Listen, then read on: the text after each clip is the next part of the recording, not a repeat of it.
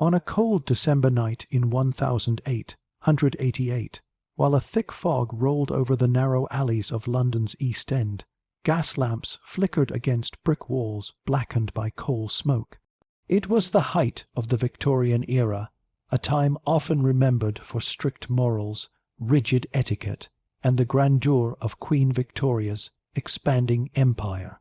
But behind the polite laughter of drawing-rooms and the polished boots of gentlemen walking on Regent Street, another world thrived in the shadows, a world the elite denied existed, yet secretly financed.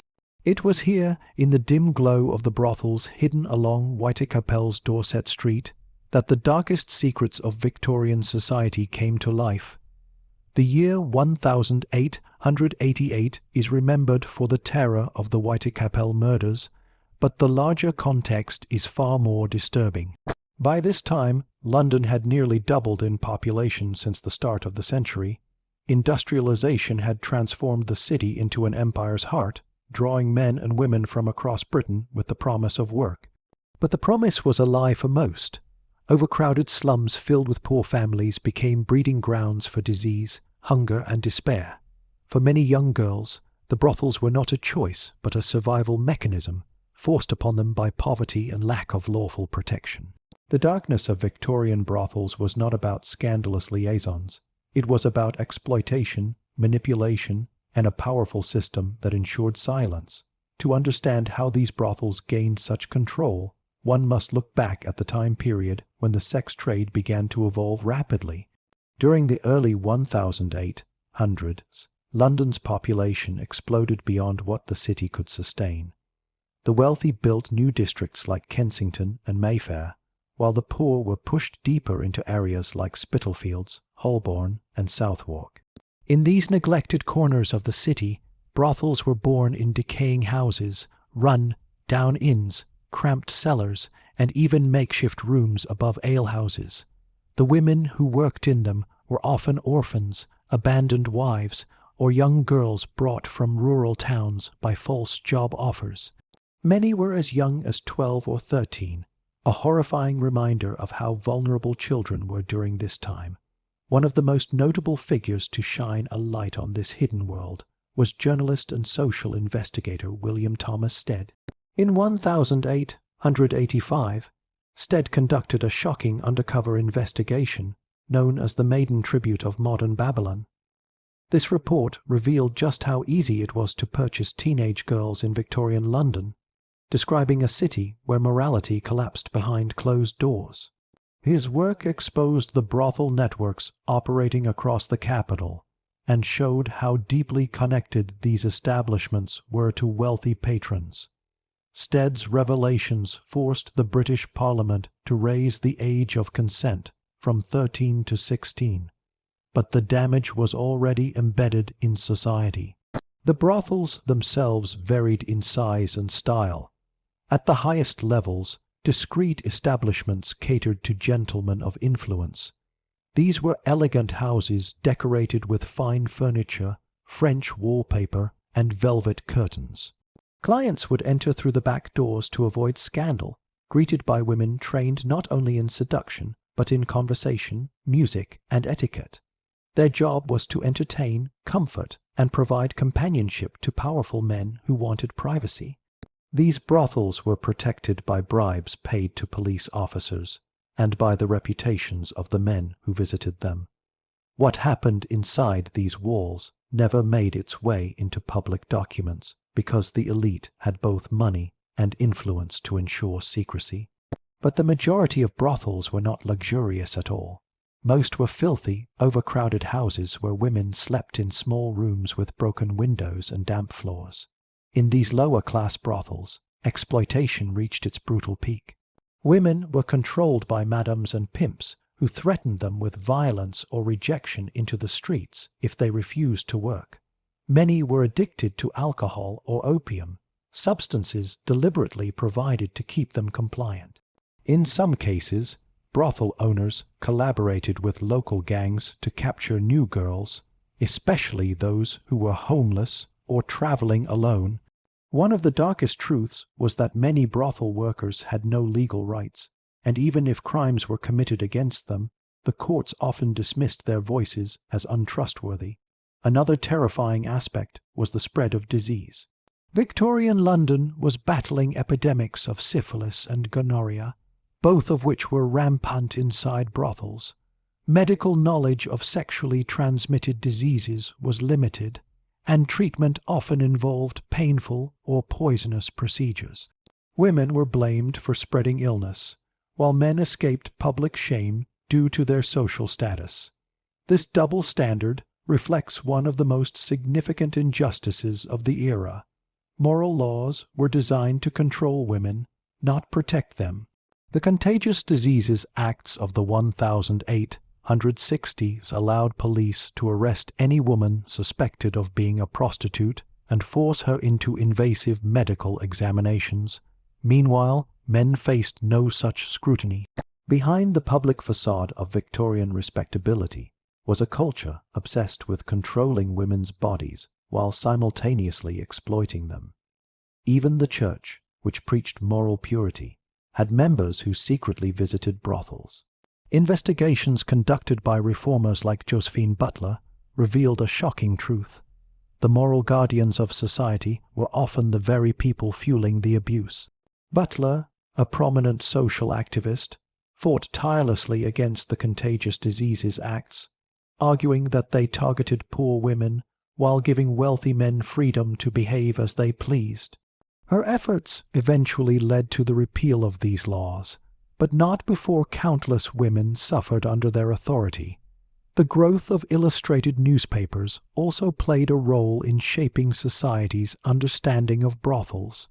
Publications like the Illustrated Police News often depicted sensationalized images of fallen women, reinforcing stereotypes that blamed the victims.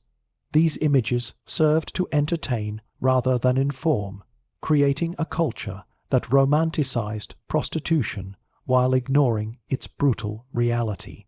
Actual conditions inside brothels were far from glamorous. Women worked long hours, often from sunset to sunrise. There were no legal protections, no contracts, and no medical support. Many died young from disease, violence, or malnutrition. Their lives were erased by a society that refused to acknowledge them. Yet not all men who visited brothels were seeking pleasure. Some were there to exploit political secrets. Brothel madams often had information about powerful clients, including their weaknesses and private scandals. In rare cases, these secrets were used as leverage. Women who learned too much were often threatened or removed to prevent exposure. The entire system operated like an underground economy where the currency was silence. By the late 1800s, social reform movements began to challenge this hidden world. Writers, activists, and doctors exposed the harsh truths behind the industry. Their work changed laws, improved protections for women, and forced society to acknowledge the hypocrisy of Victorian morality. But even as reforms were introduced, the damage was already deeply rooted. Generations of exploited women had suffered in silence, their names unknown, their stories untold. This is where the real horror of Victorian brothels lies, in the way society looked away. Their stories matter because they reveal the truth behind an era often romanticized for its elegance and progress. The Victorian era was not only about scientific advancements, railways, and literature. It was also about suffering hidden beneath cobblestones and behind closed doors. Understanding this duality allows us to see history with honesty, not nostalgia. The experiences of these women forced Victorian society to confront its darkest contradictions, shaping future laws and social attitudes. This was the world that thrived in 1888, a world of shadows underneath the empire's golden crown. A world where silence protected the powerful and punished the helpless. By the mid-19th century, the Victorian brothel system had become so deeply rooted in London's social fabric that even the police force struggled to draw a line between legality and silent acceptance. Section 2 focuses on the inner workings of these brothels, the power structures that controlled them, and the hidden economic engine that allowed this underground world to thrive despite public condemnation. To understand the true horror of Victorian brothels, one must step past the gaslit doorway, descend the cracking wooden staircase, and enter the environment where thousands of women lived trapped lives. Inside a typical brothel of the East End, the atmosphere was thick with smoke from cheap tobacco and the damp smell rising from rotting floorboards. The walls were stained with soot from the small fireplace, which rarely had enough coal to warm the room properly. Many brothels operated 24 hours a day because the women were required to work until every customer left. Windows were kept covered with heavy curtains so neighbors would not see who entered or exited. In wealthier districts, brothels were run with strict schedules and a false sense of refinement. But in the working-class districts, time was measured only by exhaustion and survival.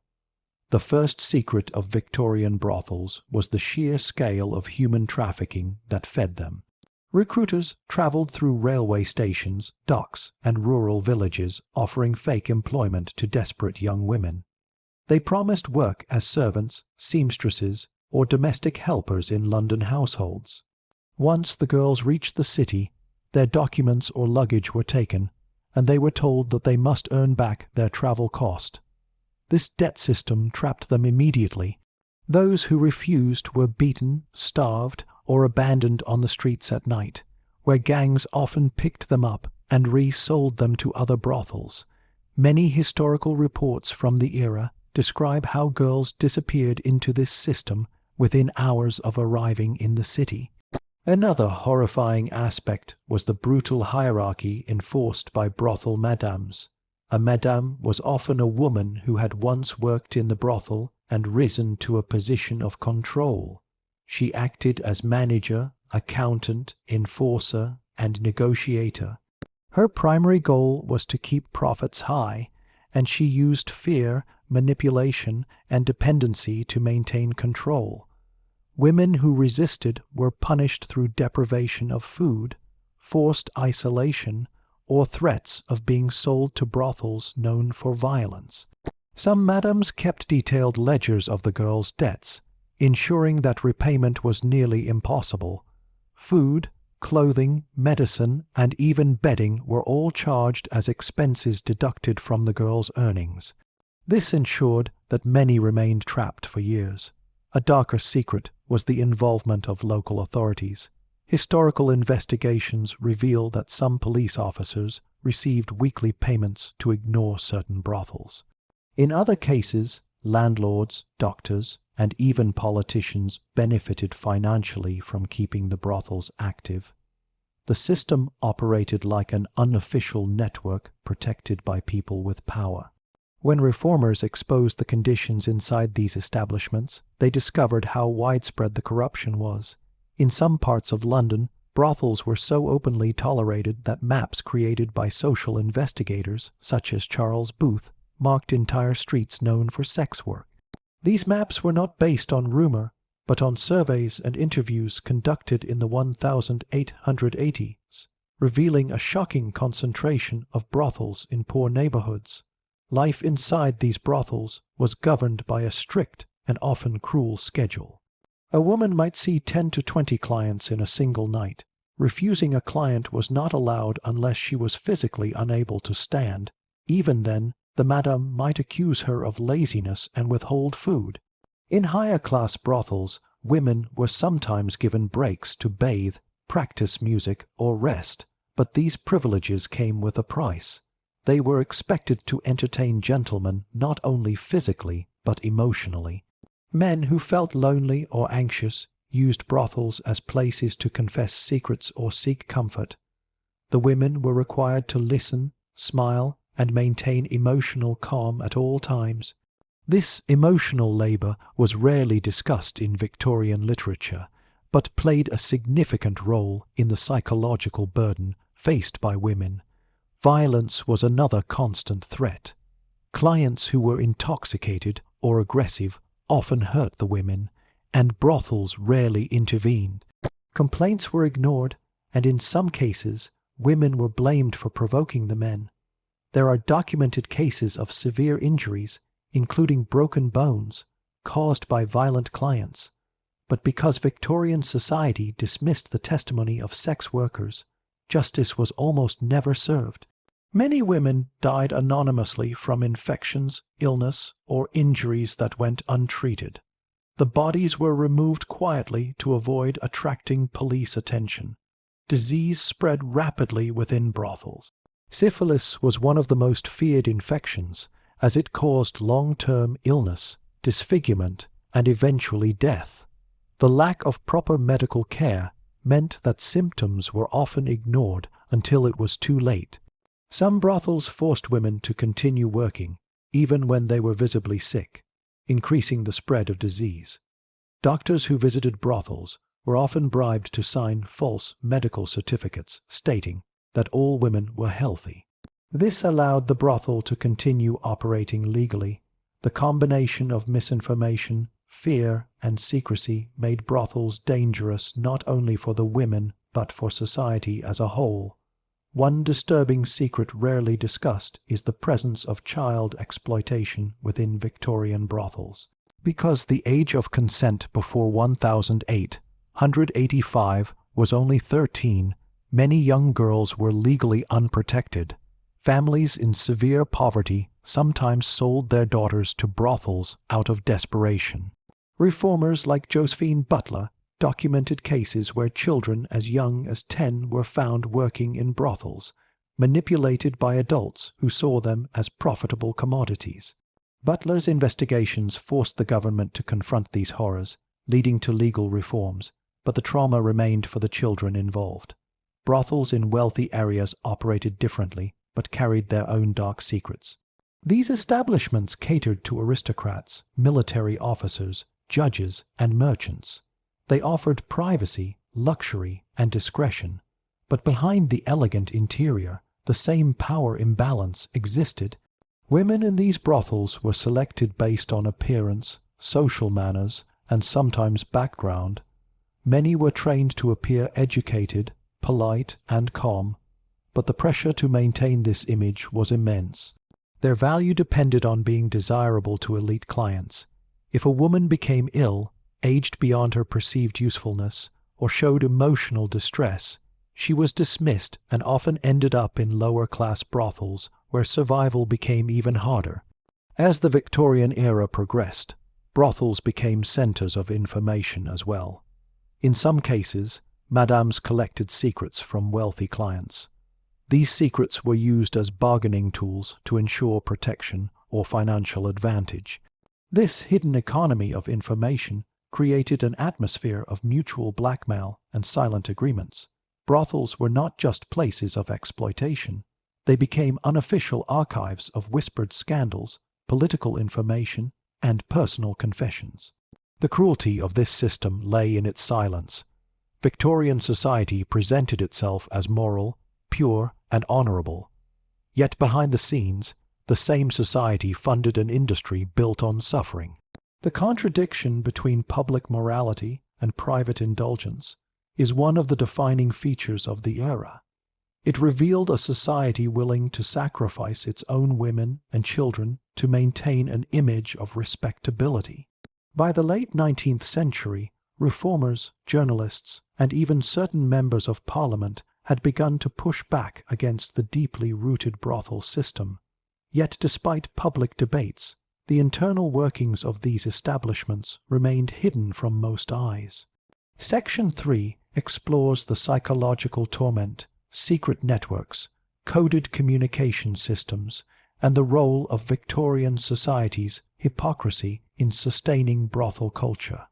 It is within this deeper layer that the true horror of Victorian brothels becomes undeniable. The psychology of the women trapped inside these brothels was shaped by constant fear, exhaustion, and the knowledge that escape was nearly impossible. Most Victorian brothel workers lived in what modern psychologists would describe as a state of chronic trauma. Decades later, memoirs written by survivors revealed that the emotional pain often outweighed the physical suffering. One woman described how the brothel walls seemed to close in on her each night as she listened to drunken men stumbling through corridors. Another wrote how she could not remember days of the week because her life blended into an endless cycle of waiting for footsteps on the stairs. Emotional manipulation was the madam's most powerful tool.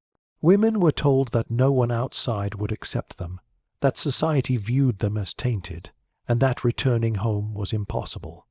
These lies were repeated so often that many began to believe them. Victorian society reinforced this belief by shaming and ostracizing any woman known to have worked in a brothel, ignoring the fact that most were victims, not willing participants. For many, the brothel became both prison and world. They knew nothing outside its walls except judgment and survival. The brothel economy functioned like a hidden business empire with its own unwritten rules. Brothels purchased alcohol in large quantities from suppliers who offered lower prices in exchange for protection or silence. Some brothels relied on local gangs for muscle. These gangs acted as enforcers, ensuring that women did not escape and that rival brothels did not interfere with business. In certain districts, gangs paid brothels a portion of their earnings as well, creating a complex financial web connecting crime, poverty, and exploitation. Brothels were also connected to pawnshops. Women often had their belongings pawned without consent, their clothing or jewelry taken by the madam to pay invented debts.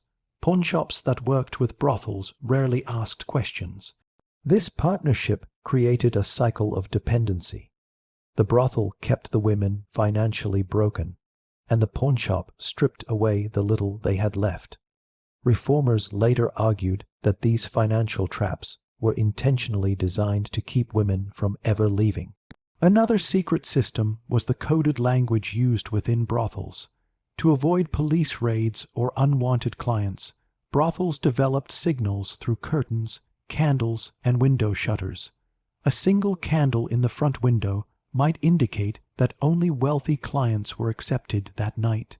A half-closed curtain could signal that a police officer had taken bribes and would not interfere with operations. These codes allowed brothels to continue functioning under the radar and revealed the level of sophistication that existed behind what outsiders assumed were chaotic dens of vice. Client tracking also existed. Madams kept notebooks recording the habits, preferences, and identities of their wealthiest visitors. These notes were written in shorthand or disguised as financial records.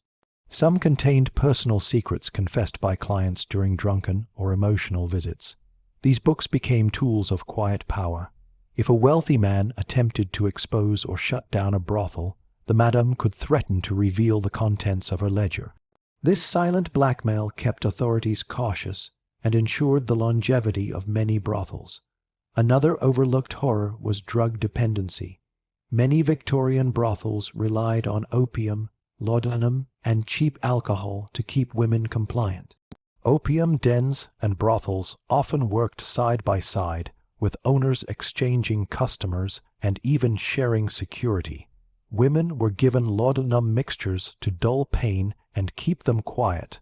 Over time, addiction shaped their behavior, trapping them even further. Some brothels forced women to consume alcohol before attending to clients, believing intoxication made them more manageable. This cycle weakened the women physically and mentally, leaving them vulnerable to disease, violence, and emotional breakdown. Despite the darkness of these brothels, a resistance movement grew quietly and steadily. Social reformers like Josephine Butler, William Thomas Stead, and Florence Booth formed rescue homes where women could escape, recover, and rebuild their lives. But leaving a brothel was dangerous. Madams often threatened escapees with police action, claiming they had stolen brothel property. Gangs were sometimes sent to track down runaway women. Even when a woman did manage to escape, society treated her with suspicion. Few people were willing to offer employment to someone believed to be a former brothel worker, regardless of how she had ended up there. Brothel raids were rare but sensational. Newspapers printed dramatic illustrations of police breaking down doors and rescuing women.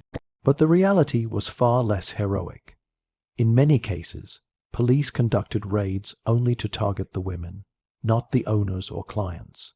The Contagious Diseases Acts allowed officers to arrest suspected prostitutes and force them into medical examinations.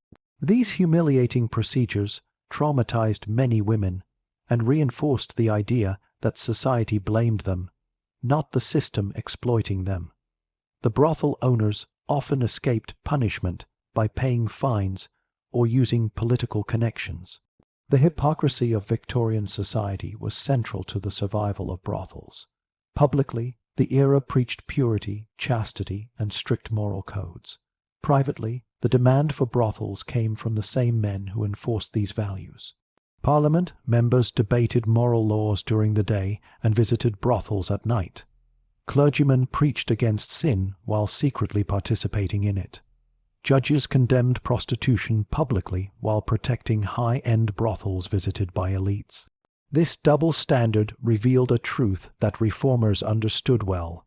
Victorian morality was more about controlling women than promoting virtue. This hypocrisy bled into literature and art. While novels and plays hinted at the existence of brothels, they often romanticized or sanitized them. The real horrors were rarely described.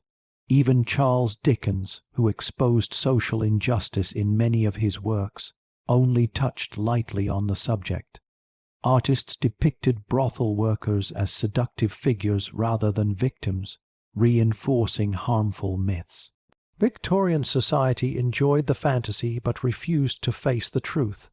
Underneath everything was the constant fear of aging. In brothels, youth was seen as value, and aging meant danger. Women who grew older often found themselves pushed aside, given fewer clients, or removed entirely. Some brothels expelled women who developed visible signs of illness. Unable to find work elsewhere, many ended up in slums, begging or performing menial labor. This cruel cycle demonstrated how brothels treated women as disposable commodities rather than human beings. Brothels also had their own culture of silence. Women rarely spoke openly about their experiences because speaking meant punishment. Even after escape, many carried deep shame and fear. This silence allowed the system to persist. It preserved the public image of Victorian virtue while hiding its darkest contradictions. By the late 1800s, public pressure began to force authorities into more aggressive reform. Debates erupted in Parliament. Newspapers printed shocking accounts of child exploitation. Religious groups demanded action, but the struggle to dismantle brothels revealed how deeply society had relied on them. Ending the system meant confronting corruption, hypocrisy, and economic structures that benefited many. As the 19th century drew to its close, the Victorian era's carefully crafted reputation for refinement and morality began to fracture. Public awareness of brothel corruption, child exploitation, and the hypocrisy of the elite grew louder. Section 4 examines the downfall of the brothel system, the social consequences that reshaped laws and public opinions, and the legacy these hidden horrors left for future generations. This final chapter uncovers how society finally confronted the dark underworld it had tolerated for decades. By the 1890s, reform movements had gained significant momentum. The gruesome revelations from journalists like William Thomas Stead shocked the public and exposed the uncomfortable truth that Britain, one of the world's most powerful empires, had failed to protect its most vulnerable citizens. Stead's investigation forced Parliament to confront the fact that young girls, some barely in their early teens, were being bought, sold, and trafficked through a hidden network of brothels operating across London. His reporting was so disturbing that newspapers around the world printed his findings. The outrage was immediate. Parents feared for their daughters, religious leaders preached about national shame, and politicians, cornered by public pressure, were forced to act. The Criminal Law Amendment Act of 1885, passed after Stead's expose, was one of the first steps toward dismantling the brothel system. It raised the age of consent from 13 to 16 and granted authorities broader powers to prosecute brothel owners and traffickers. Although the law did not immediately eliminate the industry, it marked a turning point. For the first time, society acknowledged the humanity of the girls trapped in these establishments. However, the reform had unintended consequences. As brothel owners realized that keeping young girls put them at risk, many moved their operations further underground. The trafficking networks adjusted, becoming more secretive, more mobile, and even more reliant on corruption. This shift made brothels harder to detect, but also revealed how deeply the criminal world had merged with the city's institutions. Despite this resistance, reformers persisted. Josephine Butler, one of the most influential voices of the era, campaigned relentlessly against the Contagious Diseases Acts. These laws had allowed police officers to detain women suspected of prostitution and force them into medical exams. Butler argued that these acts were cruel, discriminatory, and unchristian. Her work mobilized thousands of supporters across Europe. She organized public meetings, wrote powerful pamphlets, and challenged politicians directly. In 1886, the acts were repealed. Many historians consider this repeal one of the most significant victories in the history of British social reform. It restored dignity to countless women and strengthened the movement against brothel exploitation. Meanwhile, London's police force began to implement stricter oversight. New officers were assigned to monitor known red light districts. Anti-trafficking units slowly emerged, and brothel raids became more common. But the path to justice remained complicated. In many cases, women were still arrested, while brothel owners and wealthy clients escaped punishment. Victorian society had not yet fully overcome its double standards. The idea that men could behave freely while women bore the consequences persisted. Reformers fought to change this mindset, but cultural transformation took decades. One of the most striking consequences of these reforms was the impact on the public imagination. As brothels came under scrutiny, artists, writers, and social commentators began to portray Victorian society with newfound honesty. Literary works shifted from romanticized descriptions of London to darker, more realistic depictions. Newspapers gave more space to discussions of poverty, child labor, and sexual exploitation. The genteel image of Victorian life slowly gave way to a more complex understanding of the era. This cultural shift was essential. Without it, many of the reforms that followed would not have been possible. By the turn of the 20th century, brothels in London had become less visible but no less troubling. Some reformers feared that the problem had simply moved rather than diminished. Indeed, as laws tightened, traffickers adjusted their methods. Sons of wealthy families sometimes traveled to France or Belgium to visit brothels without attracting the same level of scrutiny. Others relied on secret club rooms or hidden apartments in London. But despite this, the power of brothel madams began to weaken. The financial networks that sustained them eroded as banks, landlords, and business owners faced harsher legal penalties. Police corruption decreased as more honest officers entered the force. And, perhaps most importantly, public sympathy shifted toward victims instead of condemning them. One major reason for this shift was the increasing availability of women's voices. Former brothel workers began to share their testimonies. These accounts were painful, raw, and deeply human. They described the daily fear, the brutality of clients, the manipulative power of madams, and the crushing despair that ruled their lives. These testimonies became powerful tools for reformers. They humanized the women behind the brothel walls and forced society to confront the truth it had ignored for generations. Religious charity organizations also played a crucial role. The Salvation Army, under the leadership of figures like William and Catherine Booth, opened rescue homes for women fleeing brothels. These homes provided food, shelter, medical care, and emotional support. Women were offered training in sewing, cooking, and other skills that enabled them to find honest employment. The effort was not perfect. Some rescue homes enforced strict moral expectations, but for many women, they provided the first real chance at a new life. The rise of modern policing and the establishment of better record-keeping also contributed to the decline of Victorian brothels. With improved identification systems, it became harder for traffickers to operate freely. Rail companies began to monitor suspicious travel patterns. Charities placed volunteers in railway stations to intercept vulnerable girls. Community awareness grew, and ordinary citizens started reporting suspicious activities. These changes did not eliminate exploitation, but they did weaken the large-scale networks that had thrived during the mid-Victorian years. Perhaps the most lasting consequence of the Victorian brothel system was its impact on future legal reforms. The horrors exposed in the 19th century led to stronger laws in the 20th, particularly around child welfare and women's rights. Activists used the Victorian brothel legacy as evidence of what could happen when society neglected its most vulnerable members. These discussions contributed to the passage of laws that criminalized trafficking, protected minors, and established social services aimed at preventing exploitation before it began.